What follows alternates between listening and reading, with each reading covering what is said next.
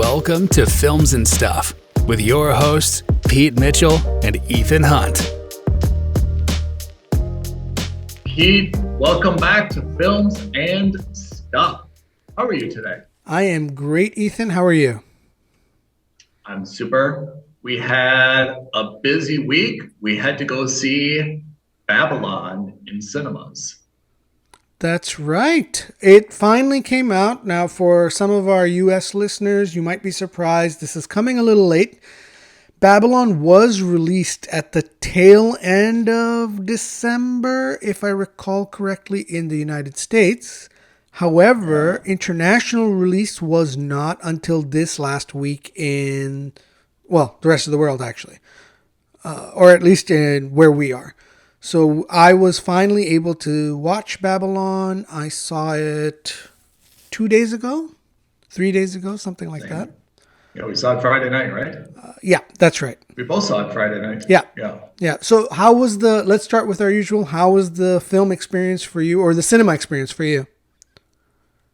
So let me preface it by saying, I'm not sure if this is a blockbuster or not. I originally thought it was, because when we had our segment at the end of 2022, we were talking about what we were looking forward to in 2023. And you specifically and emphatically highlighted Babylon as this Brad Pitt, Margot Robbie, Damien Chezelle, pick that was coming out. And I'm like, whoa, this isn't even on my radar. I should be aware of this. You're like, yeah, it's going to be amazing. It's going to be epic.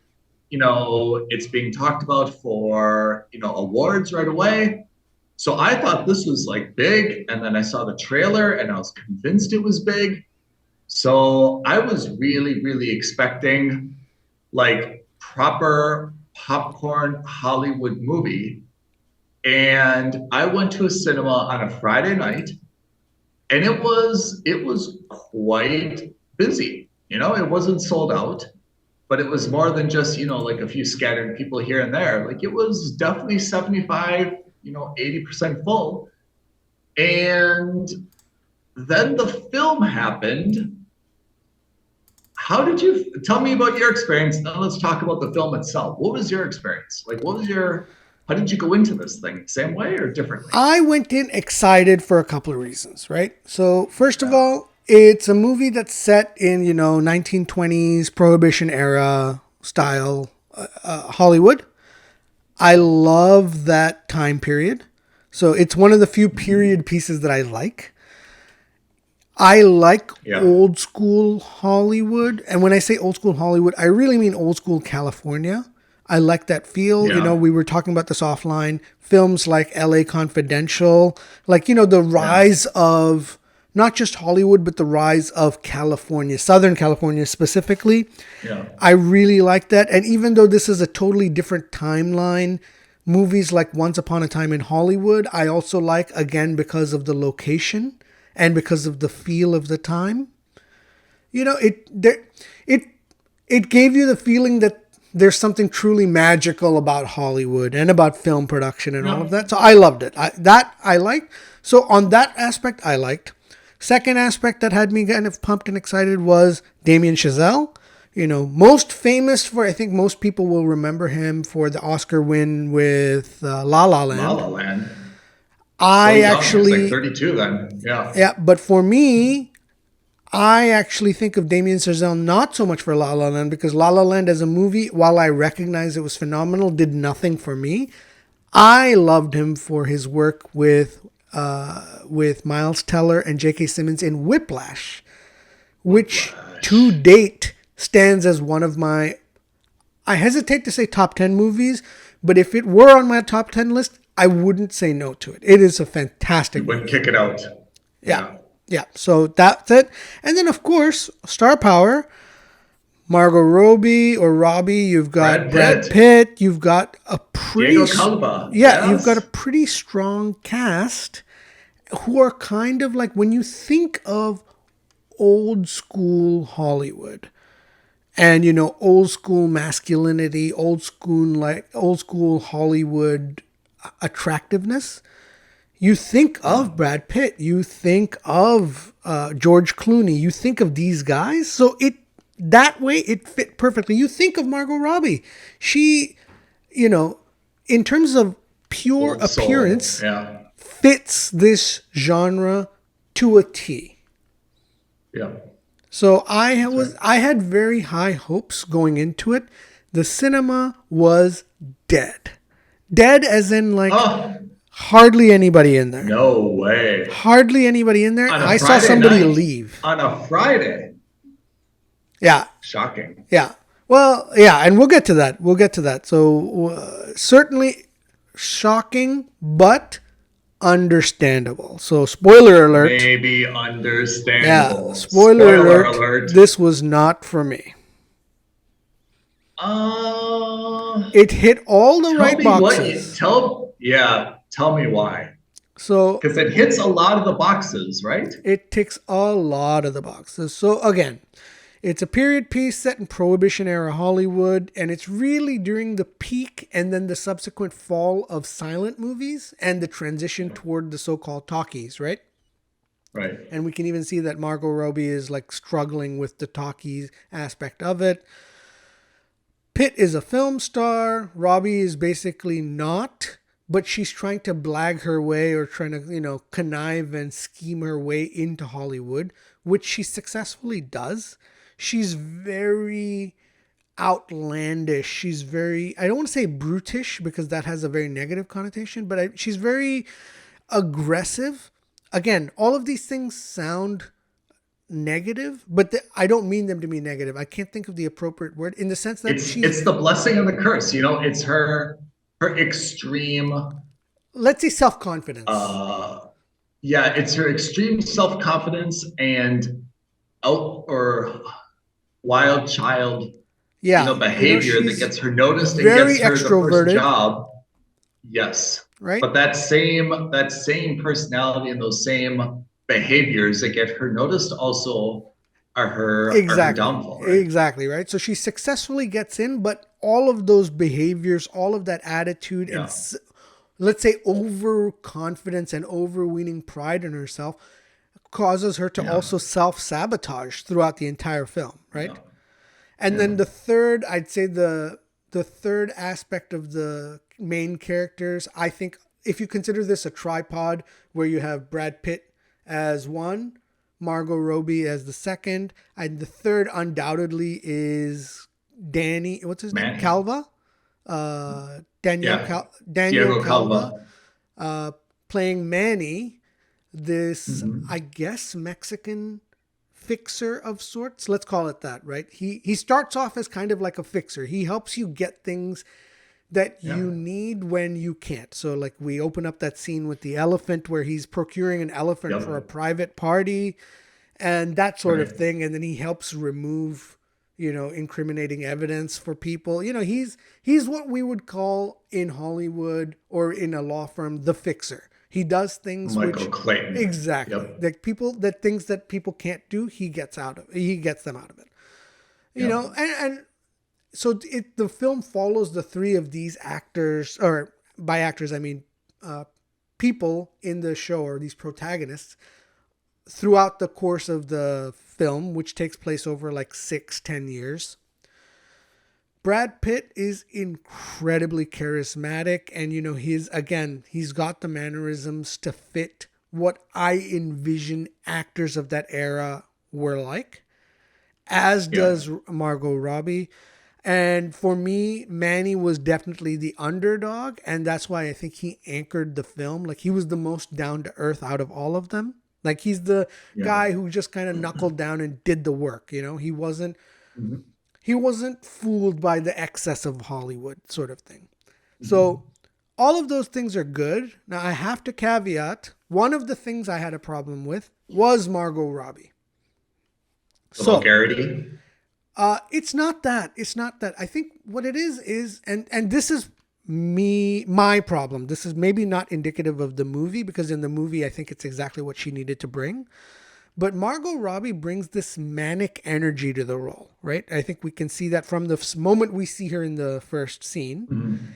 And something that she seems to be doing a lot of in her past few films, most noticeably and most maybe, let's say, outwardly evident in the Suicide Squad movies. Yeah, Harley Quinn. And something about that energy just feels off to me personally. It's gotten tiresome. And I think, I've tried to do a little bit of like my own looking inwards, being introspective. I think it's because I'm allowing my negative feelings of her as Harley Quinn to bleed into the other movies. I hate those Harley Quinn movies, by the way. I just don't like this new rendition of Harley Quinn. And I certainly don't. And this has nothing to do with Margot Robbie. This is the character of Harley Quinn that I have a problem with. She comes off as like this methed out, coked up, drug-addled, like... Just bad all the time. Yeah, like bad all the time. She's like, she belongs in, she's trying to fit into some like 90s era rave in some warehouse in the Waterside district, It's just, it's just too much. It's too much. And I know she's a very good actor. We saw her, she was excellent in, what was that movie with Leonardo DiCaprio, Jordan Belfort's story? Well, Wolf of Wall Street. It's all of these movies. She's excellent, but I think that energy, anytime I see that energy, especially from her, I immediately think of Harley Quinn and I'm out. Like, I don't like it. It rubs me the wrong way. I know that is a Pete problem. That is not a Babylon problem or a Margot Robbie problem. I still am very much looking forward to seeing her as Barbie in the Barbie movie. But if she has any of that energy and attitude in the Barbie movie, I'm out. Because, Barbie is not supposed to be anything like that. Anyway. I mean, I have to say there's let's talk about Margot Robbie a little bit before we get into things. But I have to say, like, lately the films that she's doing, I think are actually like minimizing her talent. The Harley Quinn movies, and now this one, I mean, she's just, and even to be honest, Wolf of Wall Street, she's just become kind of like a parody of herself, where she's this beautiful, uncontrollable, kind of psychopathic, because she's got like this terrible back history or something, like, woman. I feel like she's not even doing herself justice for her acting ability by taking on these like super like vulgar, even more and more outrageous roles, right? Yeah. I'm not sure if that's because she's actually pretty good at them, but I don't know if she is trying to be not typecast as the same type of like, beautiful blonde, arm candy girlfriend that everybody sees her as, but then you shouldn't take the Barbie role. Or if this is all she's able to get. But I have to say, like, I feel like her talent is being absolutely wasted on roles like this. And there's a version of the universe where her character, right, Nellie Leroy in Babylon is a great character.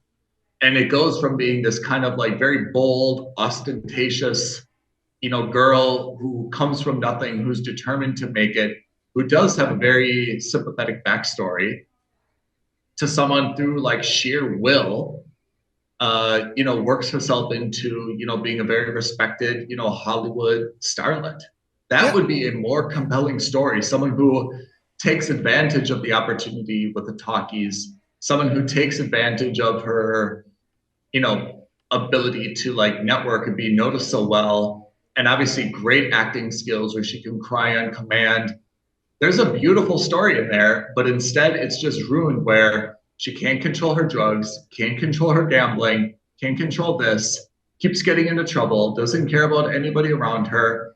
And then we see the headline where she dies at age 34, I guess, of an overdose. Yep. So, I mean, there's a better version of this story, I think, than the one that we were fed. And if you're insistent on having the downfall of Nellie Leroy, which is fine, then another way to do this to show some character growth is that she's now become this respectable actress. Everyone knows her and likes her. And then in her next movie, all of a sudden, there's another new young starlet Yeah. 18 years Yeah. old, who's brash and has the same energy she had, and she blags her way onto to the movie, and then all of a sudden she's getting pushed aside for this new one, and it's kind of like she transitions from a young brash person to respected actress, and then Yeah. kind of pushed to the side because someone younger and newer has come in.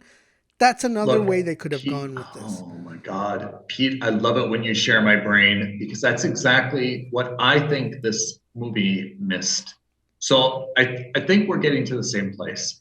There's a lot of amazing elements about this movie, right? I mean, for sure the cinematography, the music, right? The score, Mm-hmm. the design, the performances, all probably Academy Award worthy.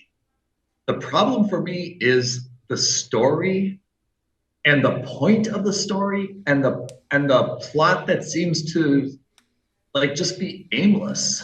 And it would have been so cool if you could have shown something that's like, because this is trying to be, I feel like some type of commentary on Hollywood. Oh, And as you just mentioned, it would have been great to show like, look, no one lasts forever. You're always being replaced and show how Brad Pitt took over for someone else and then he got replaced. Margot Robbie took over for someone else, she got replaced. And even show who's the uh what is her name? The gossip columnist Eleanor St. Gene John. Smart. Yeah, yeah. Yes, Jean Smart first, and she, took over for someone, and she did everything on a typewriter. And then when it came to like radio or television or something, then she got replaced. And just show like, look, Hollywood is this insatiable beast. Machine that just churns It's a out people. machine. Yeah. Exactly right. And show everyone's rise and fall and show how they were once brash and on top of the world and indestructible, and then they lost everything. Then I feel a very, very compelling emotional movie. But this thing I just felt was going in so many different directions. And I'm not sure what I meant Yeah, to take look, from it. I agree with you. So first of all, I think you and I do share a brain because that was my fourth point. Because my Thank you. fourth point was something about this movie seems to scream a message that's specific for Yeah. that's meant for specific people. But the problem is Yeah. too many messages and not sure what it is because on one hand it means being up Too many 'cause mysteries, not enough solutions. yeah, right. It's you remember when Brad Pitt speaks to that reporter, he's saying, "Hey, Yeah. look, you don't get it. You're just a writer, you're just a critic, but you don't understand. Being up on that screen means something. It's important to millions of people. It's kind of like and look, maybe I'm reading too much of it, too much into it. Maybe it's too subtle, maybe it's not. I don't know. But it screamed to me that it was Damien Chezelle and the company and the writers saying, "Hey, critics, back off. Okay, this movie and all Hollywood movies are about more than just this and that, and you can't give us this much criticism and so forth." And Yeah. another scene, Yeah. uh, and in another scene where he's talking to his new wife, he goes, "You don't know what it means to be an actor. You're just a Yeah. cockroach," right? Because he's talking to her about how she's on Broadway. You're on Broadway and you sell Right. 100,000 tickets. It's a smash hit. I sell 100,000 tickets and it's the biggest flop of Yeah. the year.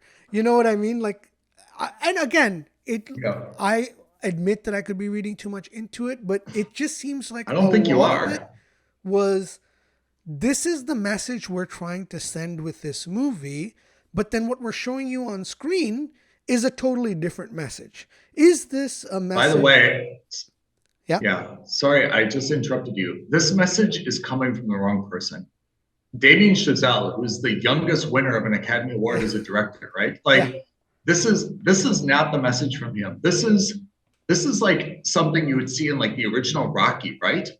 Where Sylvester Stallone is reading out his famous own words, saying Yeah. like, "No one believes in me, but I can do it." Yeah. This would be fine if it was a director who had, been sucking it up with all these independent pieces for 40 years and finally he got his moment in the sun and he was delivering a message. Or on the This flip is side, so accomplished guy. if this Yeah. comes from an actor, for example, like Brendan Fraser, who was Hollywood's it Yes. guy and then was thrown into the dumps Yes. because of the allegations of sexual Yes. abuse, and now he's made his Yes. comeback and he says that, hey, Yes. this is Hollywood. It's a machine. They're in it to. I go in on one end. Hollywood extracts my Yeah. entire life force out of me, and without a care Yeah. for me, dumps me on the other side of the machine, right? And that's what Hollywood's interested in. It's not interested in making sure that I'm okay when I come out of the machine. It's only interested in getting as much out of me as is profitable for them. And after that, they couldn't give two craps about me. And that's what I thought the message of the movie was going to be. Really, I thought that's what it was, right? But it kind of is, it kind of isn't, which is fine until the last 10 minutes where we see Manny come back 25 years later to Hollywood. And, you know, he sees, he's goes to see a new movie and it's Singing in the Rain, and he sees that, you know, the movies have transitioned to talkies, and he sees that in the movie they're talking about the things that they used to talk about when, you know, they were talking about transitioning from silent movies to talkies. And then there was that weird montage / vignette or whatever it's called of like Hollywood, different movies in Hollywood up until present day, including like, you know, The Matrix and all those other things. And I was just like, look, maybe it was because this is a really long movie, but by that time I didn't understand what was going on there. Can I say that could have been okay? Actually, if they would have paired that with a great score, and they would have shown some really, really iconic. I can't remember who the production company is. Is it Kinescope. Universal or yeah? No, Kinescope is not the fake name though, right? Like who's the real one? Is it Universal or Paramount? I'm pretty sure it's Universal. Yeah. If they would have taken some of the most iconic like snippets from Universal Or and they maybe would have Warner done Brothers, a montage, but yeah, whatever. Yeah. I would have been like, honestly, I would have cried. I absolutely would have cried. The problem was, it seemed to not go in chronological order. I didn't really see any iconic scenes. Like they showed the Matrix, but they should have shown like Neo like bending over, dodging the bullet or something. You know, like they could have shown iconic scenes. But the worst part was, it seemed to be a montage of scenes, and then someone dumped their paint colors into water, and it got like all these weird like color bursts like underwater. I'm like, this is turned into like a some type of like almost different like this thing. nouveau art piece that didn't make sense. And that was, it just came out, it came off wrong. Here's the problem, okay? A incredibly long movie, 3 minutes shorter than Avatar, which says a lot, right? So it, for a period piece like this, that is a hard sell. That is a hard sell to sit in the cinema for 3 hours and really focus on that. 2, I think that it came off as a really like this, you know how when you see those, like when you go to a museum and you just see like a banana duct taped to a wall and that's what the artist came off with, and you're just like, that was a $300 million painting that just sold, and you're just like, what the hell are you talking about? It came off as that. It looks like, to me, it felt like a really self-indulgent look at Hollywood and the industry overall. Along the same veins, although executed much worse than La La Land, right? It didn't have any of the emotional resonance of La La Land, but it felt like a self-gratification look at, oh, look at us. Our industry is great. We are fantastic. We are perfect. And, you know, that meta look at how cinema has changed towards the end, it didn't fit for me with what they were trying to say for exactly the same reasons you're saying, which is, what's the message you're trying to send? Is your message that Hollywood is a machine? Or is your message that Hollywood is going to change no matter what? Or is your message that Hollywood is incredibly important to the people? what is it? And two, the Or is it execution like, was just, yeah, I agree. I I didn't get totally it. The agree. I'm execution not was sure what just the blah. message was. I Yeah, walked it should have away. been. Yeah, yeah, Yeah, yeah. I was gonna say the message I kind of wanted them to say was, look, we are an industry. We are brutally focused on making money, but at our core, we like to bring joy to people, and that shouldn't be lost. All the happiness that we've brought, you know. And if that would have been what they tried to do, it would have been a very self-indulgent experience, but at least it would have had a point. And here I was really bothered by some of the things that they kind of explored, like the Sidney Palmer experience, you Yeah, know, the trumpet the player. trumpet player. I didn't get Like that. that was so unappealing how they portrayed his experience. I was like revolted by it, but I'm not sure what the point was supposed to be. Like I just don't understand. The Tobey Maguire, scene was so unnecessary in the context of this. It could have been they went to his house, they tried to pay him off, he realized it was counterfeit money, they were going to kill Manny, Manny escaped. That was the point. Manny had to leave Los Angeles. But the way that they did it was like absolutely unnecessary to go into this pit and this dude eating the rat and the blah blah blah, the alligator, It like it the whole thing was unnecessary. just look. The way I came off of it was that it seemed the movie basically just seems to highlight the debauchery of Hollywood, which is Yeah. probably true. I'm not saying that it's not, but when you have a lot of these highly attractive men, women who are at their core, probably leaning heavily towards narcissism, who are Yeah. extremely well paid, and then on top of that, who are never said no to, like nobody ever says no, then yes, of course, there's a level of debauchery that's going to happen. And of course, there's a level of moral corruption that's going to happen. And, I didn't but even if that's see not that what the though. message of the movie is, then we don't Yeah. need to see it. Because what ultimately I it just comes off yeah. as kind of gross. It comes off as off putting. And it looks like, Yeah. it sounds like it could be something fun to watch, but it's not. And it's not interesting either. I agree. I felt there were so many like can I just tell you some of the loose ends I felt Yeah. were not addressed? Lady Faye, right? Yeah. The Asian, I guess she was kind of like a writer or something. Her role was never explained. I'm not sure what the point was. Was she just a friend of Brad Pitt? So she Was was a she friend, and then she was potentially a love interest for Margot Robbie. And and then then she basically had to leave, so she took up her job in Europe. yeah, So she was it that it just singer was and what's that yeah, word? She was the singer and cabaret dancer, and then she ends up yeah, doing. She was also in the talkies. They had in the silent films they had the writing in between scenes, right? The yeah. placard. So she also did that. Yeah, but I get it. Her plot line felt a little thin. Like, it felt like she was featured in important ways, but then not given anything.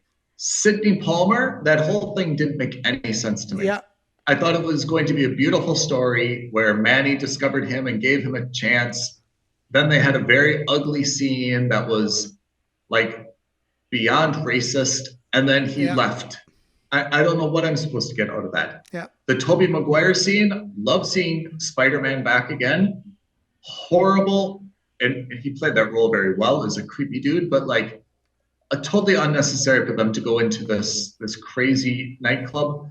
I just felt like it was there were just so many like little things that they should have cut entirely, and they could have made this a 2.5 hour movie, and they could have structured it a little bit better, Yeah. and then I'd be like, what a great film. I understand the point. They tried to explain this. They tried to justify this. You saw all these, character arcs, and wow, that was emotional. But I didn't feel any of that. I just walked out of there. I was kind of like I'm confused. Who should I like? Who should I not like? You saw two suicides. Like, oh, what should I take from this? Yeah, yeah. I I think that with one or two more pass throughs with an editor and in the cutting room, you could probably come out with a more coherent. Or look, I don't mean to say that this movie isn't coherent. I just think that it's got one or two messages too many, or one or two plot elements too many that don't need to be there. It's not tight. It's not tight. It goes in. You're right. It goes in too many other directions. The Palmer and it's super disappointing because I thought I was going to love it after the first kind of like scene or two. I thought I was going to love this movie. Yeah, the Palmer subplot that did nothing for me. It ended up basically going nowhere except for he goes to become a trumpet player in Texas somewhere, and that's it. And it just felt like such a sad wah-wah for his role. Yeah. It could have been something more, right? It could have been the Mexican guy who's now a new junior studio executive teams up with the African American guy who both minorities in Hollywood, and they team up together to become a power couple. And then because of the Hollywood system of racism, they're both suppressed one way or another. I don't know. Yeah. But I just, there could have been more with that. But I think they just kind of dropped the ball with that. I think it was, I had higher hopes for it. And I think, and we should talk about this now. I think this is probably why it was a box office bust, right? It was a box office. I've read it is at like 30 million. Is that right? It's at just under 30 million as of last weekend. We haven't got this weekend's numbers, against a production budget of 110 million. And we don't know what their promotions and advertising budget is. Pete, let me ask you something straight up. Is Brad Pitt a real life Jack Conrad? I don't. I mean, are the days when Brad Pitt is an A-list name. Before this, he was in Bullet Train. Tell me, is he just, maybe he's a supporting actor and Once Upon a Time in Hollywood kind of stuff, but like, is he just past it? No, I think Once Upon a Time in Hollywood showed that he still got it. Okay, what other piece of evidence do you give me though? Bullet Train? Yeah, but Bullet Train was like a small movie. It's almost, I'm not saying it was an independent film, but I think that was their version of, if this is a smash hit, this can become a franchise. So let's not spend too much money on it. Let's make it a little stylish. And that's it. I think that was I'm not calling it their John Wick moment, but I think that's what their goal was let's not make it a fancy pants movie. Let's see if there's something there. We have enough star power. I, for example, liked Bullet Train. I didn't think it was amazing. I didn't think it was a must-watch in cinema. But in terms of style, in terms of look, in terms of humor, it appealed to me. But that's it. I look at Brad Pitt as, first of all, he's older now. So the kinds of roles he used to do, he can't do anymore. In terms of demographics, I think he's been replaced by other actors in that genre. But, I think if you look at him in something like the Ocean series, if you look at him in Once Upon a Time in Hollywood, all of that, he's still got it. He's very much still an A-list star. I heard or I read somewhere that he's doing another movie with George Clooney, which will, both of them have charisma through the roof. So I expect that, if there's any element of humor between the two of them, the chemistry is so good. I would hope that it would be very successful for both of them. Let me pose this hypothetical. If that next movie bombs, would you revisit your answer? Yeah, I mean, I would be forced to. Yeah, I wouldn't I mean, like it because I so really like Brad this is Pitt. kind of the make or break, right? Like, I don't know if if I'd say it's a does he make or have it? break, but yes, I agree with you. It would become a question. It would become a serious Yeah, question to say, does he still have it? I think he's at yeah, that stage in his career now where he needs to be careful with what roles he picks. Because if the movie doesn't take off, then you start questioning the legitimacy of his A-list status, and that's a problem. yeah. Yeah, for I all mean, his he's always going to be an A-list name. I don't think that's going to change. I just don't think that he's going to be an A-list actor where he's going to be in demand. Like, hey, we need someone to play this character. Let's get Brad Pitt. You yeah, know, because or that's someone kind of that how can it works carry now, the which is movie. yeah, now they're going to say like, okay, we've got this very specific character. Oh, Brad could do that. It's not like we need a role for Brad. Yeah, Yeah, I does mean, that make sense? I think of someone like Leonardo DiCaprio. Yeah, he's not just Yeah. A-list, but he can carry movies. And I would have What's his definitely last said that movie? about Brad Pitt, but I think we need to see one or two more good things from him. Yeah. I don't know. This was really a bum. I mean, this is really a bum. 30 million. Yeah, I terrible. mean, Really terrible. considering the star power in this thing, Not just the and star power, considering when like, it came out, I mean, it's not competing against anything. well, Avatar. It was competing against Avatar. But Yeah. fundamentally different genre. So theoretically, Yeah. it should have done. I mean, it's still hard to say. Look, again, it's hard to do anything against Avatar. Yeah. I'm just surprised, Maybe. it's not made a lot of money. I think it's because, so I'll give you, so going back to my earlier example, LA Confidential, also a relatively long movie, but it was tight in the sense that there was a definitive plot. You knew what, there wasn't a message per se. It was just a mystery as to who's involved, why they're involved, what's going on. It was your classical noir film set in the 1920s of Hollywood, California, Southern California. It was just in that way very tightly done, even though it was a relatively long movie, if I remember correctly. I don't hold me to that, but yeah.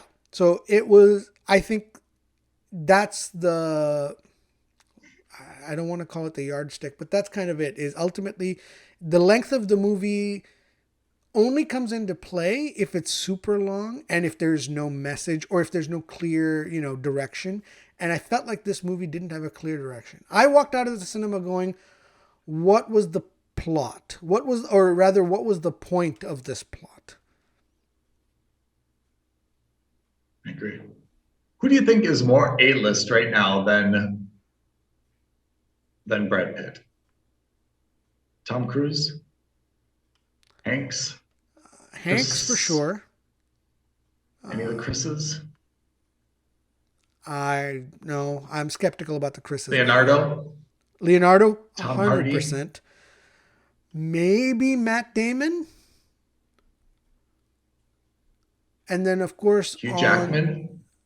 I don't know, man. Hugh Jackman's great, but it's hard to see him as like. Yeah. What was the last major good dramatic role you saw him in that you really loved him in? Yeah. Again, I'm just I think what yeah. we're doing is looking at it the wrong way. He is an A-list actor, but I think we're talking about like at the top 1% of the 1%, right? And at that level, I think there are very few. Tom Hanks for certain, Leonardo DiCaprio for certain, potentially Matt Damon, George Clooney, probably. Let's say Robert Downey Jr. is in this role instead of Brad Pitt. Does it do better, worse, or the same? I think it does worse. I don't think this is a Downey style movie. If you look at the two of them, and when you think of like old fashioned Hollywood actor, I think of Brad Pitt. I don't think of Robert Downey Jr. I think he looks like his face has been chiseled out of a rock. He looks like your traditional old-fashioned handsome. I'm not saying Robert Downey Jr. isn't a good-looking man. They're all handsome, but I just think like when you think of that era, you know, the Clark Gable, the Rat Pack era, I'm thinking of Brad Pitt. I'm thinking of George Clooney. I'm not thinking of Robert Downey Jr. I mean, I agree with you. I guess what I'm concerned, or I guess the point I'm trying to get at is that Brad Pitt to me is still a big name. Yeah. And I thought he played this role very, very well. I thought he was likable. I was sad when when he took his life at the end. Yeah. But by virtue of the fact that this movie has done so miserable, that must be some type of commentary on him, right? Or at least the film Is choice. it right? Is it the review? I mean, this should have been a much okay, fine. No one's gonna say this is a billion-dollar movie, right? It's not a superhero movie, but On paper, it had all the 30 elements is of a huge success. 30 is pretty miserable, right? And it wasn't that the reviews were so bad, right? There's still some kind of Oscar buzz. It's still going to be nominated. It still may win some Yeah, stuff, but right? I think Oscar buzz also because of the type of movie it is, which is like the Yeah, self-glamorization of Hollywood. I think those kinds of yeah, movies always do very well. Anytime you make a movie that yeah, glamorizes the Hollywood glitz and glamour and, lifestyle, yeah, Hollywood's always happy to promote that movie. yeah. Look, long I story don't know. short, Yeah, the way I felt about it when I saw it on Friday, the way I feel about it now is this. At best, this is a mooch, but genuinely speaking, when I walked out of the cinema, I said skip. I could have skipped that. Yeah. And that I think is the problem, is that I'm between a skip and a mooch, I'm leaning towards a skip, which is why it's a skip for me. I mean, I have to say it's absolutely a skip for me. And I mean, if someone were to ask me, I'd say definitely, you don't need to see this in the cinema. I'd say go see the Guy Ritchie film instead. If you haven't seen Avatar, definitely see Avatar instead. So that's two movies I'm putting over it right now. And if it comes out on video and you're able to watch it, go ahead. But like, don't feel like you're going to be missing anything if you don't see this movie. That's the definition of a skip. And it really pains me to say that because I had very high hopes, and I thought the trailer kind of indicated to me this is going to really be something, and it turned out to be a lot of different movies just kind of like somehow stitched together. And again, I think that was the biggest issue, is that when I walk out of the cinema, I want a really clear emotion. I want happiness. I want sadness. I want regret. I want wistfulness. I want something that the whole message of this movie is that Hollywood makes you care, brings emotions. When I left this movie, I was more like just disappointed and confused by especially the ending where they mucked up the Yeah. montage and they added all this film like art. The watercolors I thought was just horrible. I was really shocked that with all the testing they must have done, not a single person in the audience raised their hand and said like, what is this? This Yeah. is miserable. Yeah. And they said, you got to cut that out. We'll do a montage, fine. We'll do just like, Space Jam 2, we'll do an ode to Warner or whoever, did this film. Like, let's definitely do a really cool montage and like blow our own horn. But yeah, take all the paint colors out. I'm really shocked that they kept that in. Yeah. And I'm not sure where that bad judgment comes from. I mean, unless this is intended only for like the Academy and they think the Academy is going to like that, they're like, we don't care about our audience. We just want the award. Maybe. But I still don't think that was very good. Maybe that's a better intro, like the James Bond style intro, but it was a very, very bad montage at the end. Yeah. Yeah. I agree. But look, it's a shame, but, it's still January, or for a few more days anyway. There is a lot coming up in the next couple of months. What's the big thing we've got to see now? Well, so on Netflix, you've just Eddie Murphy's latest movie just dropped. You People. Oh, Eddie Murphy and Jonah okay. Hill comedy. So Okay. that's something we can watch quite simply. I'm still looking to find Operation Fortune Ruse de Guerre. Oh, yeah. It's so Yeah. weird. I don't know It's not what. playing in London? It's a It's Guy not. Ritchie film. How can it not play in London? Yeah, I don't know what's going on, but like I saw a screen time in a random cinema across town for one showing in the day, and then it's gone. I don't exactly know what's going on. I don't know if it's still in limited release, if it's in wide release, but basically it's been delayed or something. By hook or by crook, I will find a way to watch it because it's something I'm desperately keen on watching. I like Guy Ritchie movies in general. I like action comedies in general. This could be funny, so I'm looking forward to it. But so that's next on my plate possibly. A Man Called Otto just got released also, I think last week. Tom Hanks' Oh, what's latest that? movie. Oh, really? Yeah. Oh, I know about this movie. Yes, I want to see that. So yeah, and I haven't been able to sit down and go to the cinema to watch that as well, but I will certainly make time for that. And then in terms of next, in 2 weeks' time, we've got Ant-Man and the Wasp. Oh, I cannot wait for Ant-Man Yeah, so Quantumania. that's on the 17th. If there's an early showing, I will try to get to that, and then we can discuss it that weekend. Oh man, looking forward to that. Let's definitely try to find the Guy Ritchie film. If you can find it in London, it's definitely playing it by.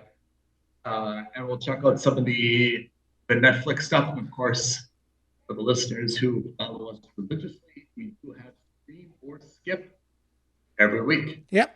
And then, by the way, and next week we will also release our end of year, let's call it the streamies, the films and stuff streamies, where we go through, we are going to break down the streaming platforms in terms of their cost.